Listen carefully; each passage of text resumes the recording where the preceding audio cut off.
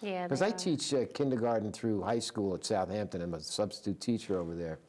And the kindergarten kids, when I was in kindergarten, you know, I played with a fire truck and, you know, blocks, and I was the triangle guy in the band. And these kids... They're programming computers, these kids. Yeah. Well, I take them to computer class, I take them to science class, I take them to language class, I take them to, you know, art class. Yeah. And when I'm in the computer class and they come up and go, Mr. Frank, Mr. Frank, and they're like pulling on my legs. Like, yeah, what? Says, can you help me with my computer? No. Ask your buddy. Aw. But it's good to get them when they're little, because if they, you know, kids, you know, when they're little, they're very impressionable, and they might say, oh, this is what I want to do. And then there's not a lot of you out there giving them this different information. You know, they're hearing all the mainstream stuff. So if you can hit a few kids, get it in their heads. Well, we tell them the truth. You know, we don't, and that's it. That's all we talk about.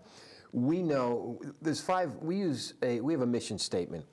And it's to love, heal, educate, serve, and it's the title transform. Of today's show. You know, right? Yeah. There's only 5 words, but that's our mission statement, and it really tells you what we do, because we're out there to love. We're the only horticultural school in the world that talks about love.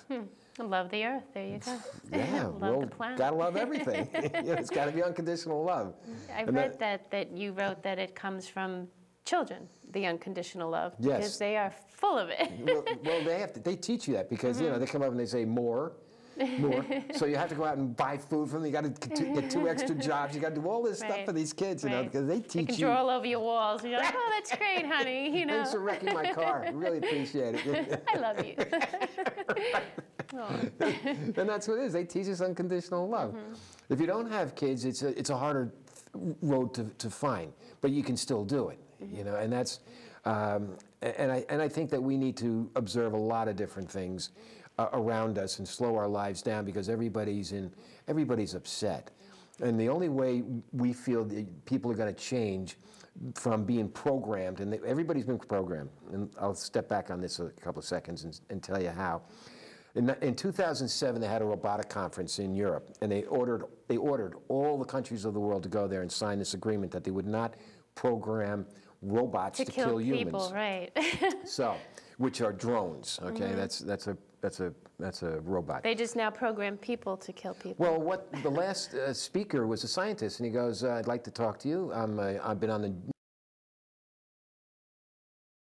genome project for several years, and what we found out is that every single cell in the human body has a semi-liquid silica covering with gates and channels. Every single cell in the human body is a programmable chip. We have been programmed to kill. We don't need robots. In the last 100 years, humans have killed over 100 million humans.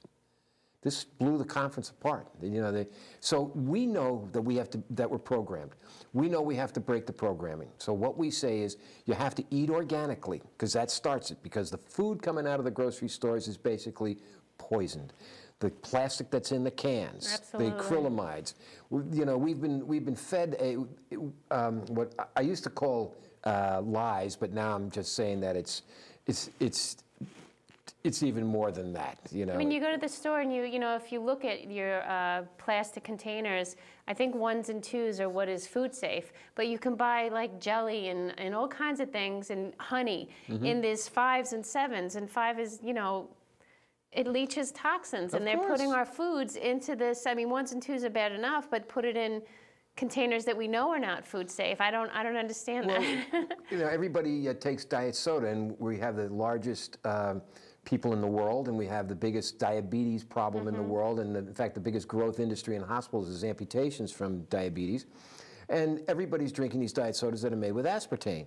Aspartame, which they just and lots of other yummy chemicals. It's now called Nature's Sweet. They've changed aspartame to a less. Tricky. Yeah. Tricky. You know, greenwashing. Well, just like I said with instead of athletic fields, call them playing fields. So they know that. And Rumsfeld was the person who owns the company, and aspartame is the greatest ant poison in the world. Great. The greatest, the best. Oh, so we could use that. Yeah. And they put it in our sodas, and when it gets hot, it gets more toxic. Wow. And my brother was in a hospital in a coma from diet soda. Wow. As soon as we stopped the diet soda, he came out of the coma. Weird. Yeah, no, it's normal. And everybody that we talk to that comes through the school, I had a kid from the Southampton High School that came to the class, Joe Carter, and he was about 280 pounds. He drank diet soda all the time. Came to the class, was blown away by what he was doing wrong and how to change it. The next time I saw him, he was 130 pounds. Normal kid. Normal. Looked great. He was thinking better. I mean, you know, because if you're a pilot in the Air Force or the Navy and you take a diet soda, you're not allowed to fly that day. Wow. Because it causes brain synapses to happen. So the government's aware of this, but yet it's FDA approved for human consumption. Death is big business. You know, so they so is want soda. Yeah, right. So they want to get rid of us in a certain way so they can make money from it. And so what we tell people is to eat organically, and that starts to breaking the programming. Then you have to think out of the box because they want us to be in the box. All the education systems, everything in the United States is all based about being in a box. The third thing is to develop short-term memory loss. Be like Dory the fish in Finding Nemo. You know, don't worry about where you've been, and you're not going to worry about where you're going because you know you're just there. Yeah, right. You're in the present moment. And then we tell people to make believe. It's more than just make believe. It's make believe. Believe you're healthy. Believe you're happy. Believe you're wise. Believe you're wealthy. That's powerful stuff. Well, we've been taught when we were kids. We made make believe great. You know, I'm a doctor. You know, and I'm was going a to go doctor. here. Yeah, You know, you were that. Yeah. And your mother comes, come on, stop making believe and come inside and do your homework. You know, so we got out of the make believe part, and that's what we have to get into. We need to develop imagination, which is not there anymore. They don't really develop imagination in the schools. Well, I'm the princess of the planet. I'm a knight errant. Nice to meet you. Pleased to meet you. And the last thing is to love unconditionally. So if you do those 5 things, then you can control your movie. Because you're watching a movie, all right? And you're the only one watching it. But we're all kind of watching what we think is the same movie, but it's not. So all of us have these directors like Alfred Hitchcock directing our movie, you know? So what I do is I always fire Alfred Hitchcock when he's directing my movie, and I get Laurel and Hardy to teach me, because I'm always laughing. I think, you know, we should be laughing all the time. And that's how we run our classes. Our classes are very funny. Great. You learn from laughter. You learn from that kind of stuff. And it's just an amazing 2 days taught by amazing instructors that are all volunteers, as I said. You know, they come, some of them drive up to 10 hours. So they're very passionate about what they're talking about. Well, they only get a half hour, so they got to get it across. And we've got about 30 seconds, Jeff. You want to send out any last comments to the viewers? Save seeds, grow food, and organics are just not for the soil. Organics are for the soul. So I believe that that's one of the main things that we teach at the school, that it's all about finding yourself. Great. Vaya con Dios. Thank you. Vaya con Dios. Thank you. And guys, any questions or comments, send me an email, keepinitgreen@optonline.net. And Jeff, what is your email or your website? www.thenaturelyceum, lyceum.org. And if you want, you can buy any of my books.